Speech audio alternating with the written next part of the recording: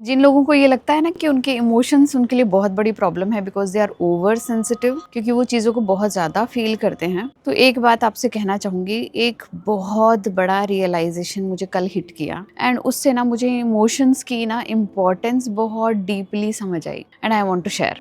हुआ क्या कि हमारे ही मोहल्ले में आसपास एक डेथ हुई और उनकी डेथ में जाने वाले जो रिलेटिव थे वो हमारे घर पे ही आए हुए थे and I saw them talking.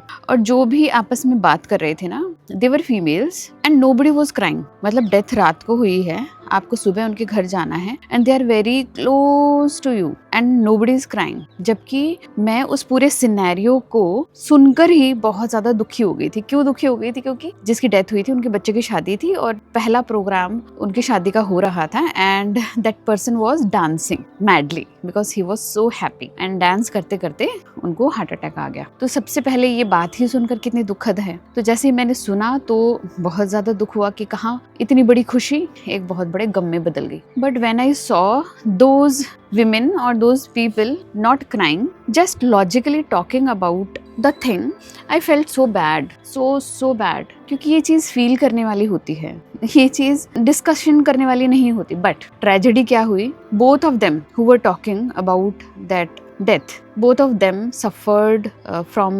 very deep trauma in their life. जिस ट्रॉमा की वजह से ना they both become numb. If you don't know numbness क्या होती है, मेरे चैनल पे वीडियोस आप जाकर देखना और उसके कमेंट बॉक्स में देखना how painful it is for people. जब आप नमनेस में जाते हो ना, आप रोबोट बन जाते हो, तब आपको वैल्यू समझ आती है आप अपने इमोशंस की। But you don't have to go into numbness.